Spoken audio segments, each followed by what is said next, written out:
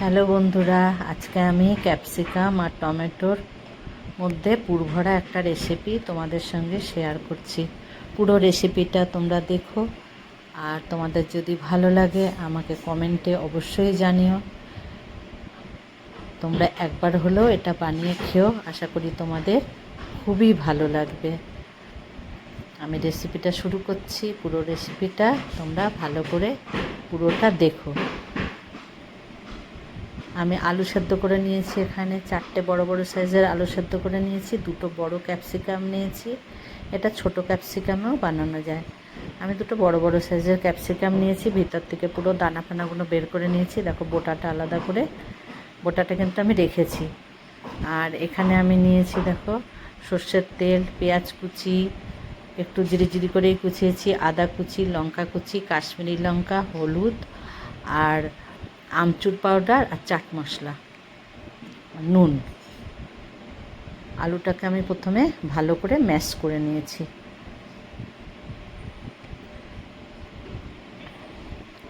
সব দেখিয়ে দিলাম। এটা আমচুর পাউডার। তেল গরম বসিয়েছি, আর আমি আলুটাকে ম্যাশ করে রেখেছি আলাদা। তেলটা গরম হয়ে গেছে, এবারে এতে আমি পেঁয়াজ কুচিটা দিয়ে দিলাম। বেশি ভাজার দরকার নেই, অল্প ভাজা হলেই আমি এতে লঙ্কা কুচি আর আদা কুচিটা দিয়ে দেবো। দেখো একটু হালকা রং ধরেছে, এবারে আমি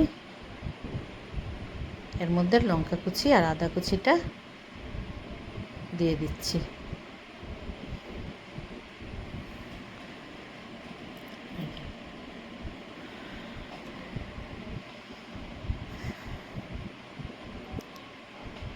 লঙ্কা কুচি আদা কুচিটা আমি দিয়ে দিয়েছি। এবার এটাকে আমি পেঁয়াজটার সঙ্গে একটু ভেজে নেব।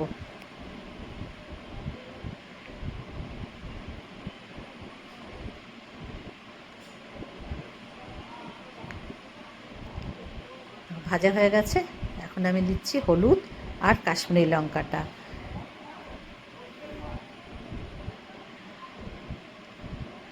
চাট মশলাটাও দিয়ে দিলাম।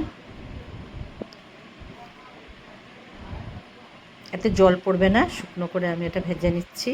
বেশি আঁচটা একদম স্লোতে রাখতে হবে, যাতে মশলাগুলো পুড়ে না যায়। এখন আমি আমচুর পাউডারটাও এতে দিয়ে, আমচুর আর চাট মশলাটা আগে দিয়েছি, এখন আমচুরটা দিয়ে দিলাম। স্বাদ অনুযায়ী নুন দিয়ে দেবো।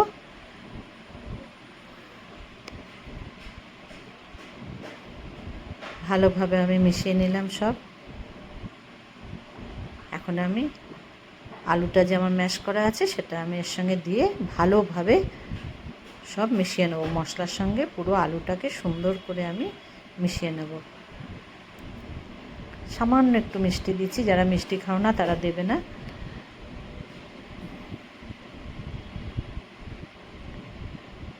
আমি এটা আলুর পুর দিয়ে বানালাম, তোমরা এটার মধ্যে পনিরের পুর দিয়েও বানাতে পারো, মাংসের কিমা ভরেও বানানো যায়।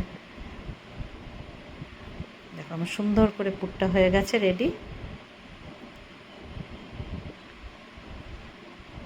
এবার আমি ক্যাপসিকামের মধ্যে আলুগুলো ভরে দেবো। দেখো আমি কী করে ভরছি। একটু লম্বা করে নিলে না ভরতে খুব সুবিধা হবে।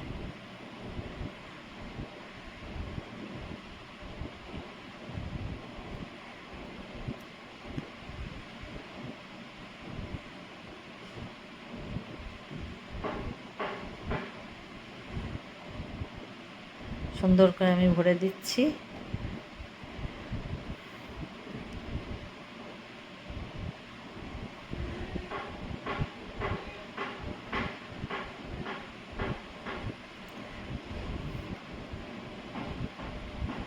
ভালো লাগলে অবশ্যই আমার চ্যানেলটাকে লাইক করবে, কমেন্ট করবে।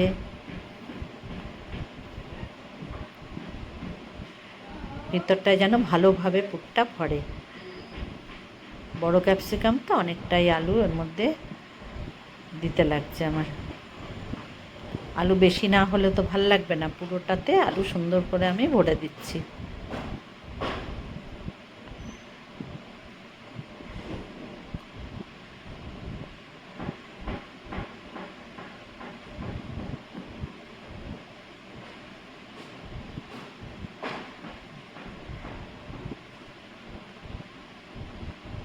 আলু ভরা আমার হয়ে গেছে, দেখো সুন্দর করে আমি ঠেসে ঠেসে আলু ভরে দিয়েছি দুটোতেই। এবারে এই বোটাগুলো দিয়ে মুখটা বন্ধ করে দেবো, আর একটা টুথপিক দিয়ে সাইড দিয়ে একটু ঢুকিয়ে দিলে তাহলে একদম টাইট থাকবে। সুন্দর করে আমি মুখটা বন্ধ করে দিয়েছি।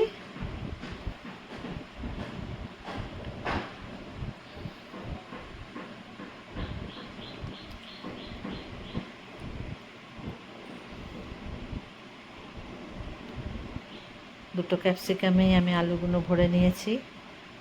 এবারে তেল গরম করছি, দেখো তেল গরম সর্ষের তেলেই করব এটা। আমি এটা সাদা তেলে করলে ভাল লাগবে না, সর্ষের তেলে করলেই ভাল লাগবে।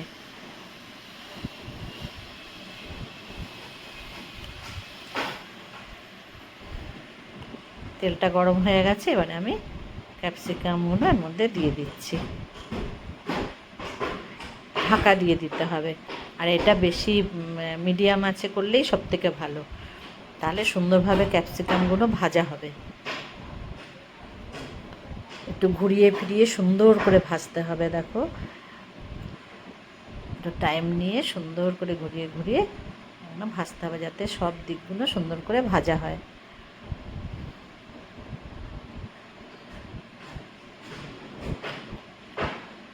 আবার আমি ঢেকে দিলাম, দেখো বোঝাই যাচ্ছে, সেদ্ধ হলে বোঝাই যাবে।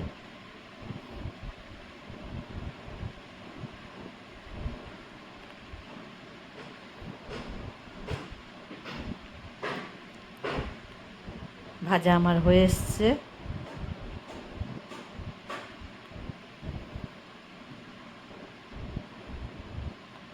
সাইডগুলো ভাজা হয়ে গেছে।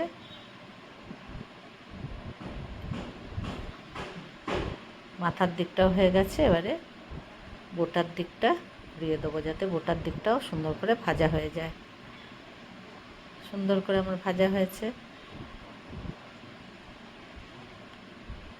খেতেও খুবই টেস্টি হয়, তোমরা একবার বানিও, এরকম করে দেখবে, খুবই ভাল লাগে। ক্যাপসিকামটা আমার ভাজা হয়ে গেছে। এবারে টমেটোটা আমি তোমাদের দেখাচ্ছি। এটা ওরকম বোটার কাছটা কেটে সুন্দর করে ভেতরটা পরিষ্কার করতে হবে, সুন্দর করে ভেতরটা যাতে ফেটে না যায়, খুব সাবধানে ভেতরে দানা ঠানাগুলো বের করে দিতে হবে। এবার আলুটাকে ভরে বোটার জায়গাটা দিয়ে আমি চেপে দিলাম। তেল গরম করে আমি তেলে টমেটোটাও সিম আছে না, মিডিয়াম আছে, সুন্দর করে ভেজে নিতে হবে।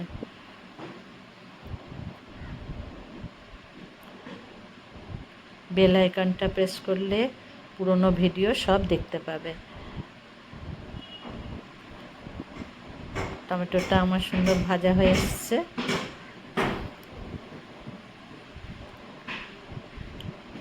টমেটো আলু দুটোই সুন্দর ভাজা হয়ে গেছে। যারা এখনও আমার চ্যানেলটাকে সাবস্ক্রাইব করনি বন্ধুরা, অবশ্যই সাবস্ক্রাইব করে নিও।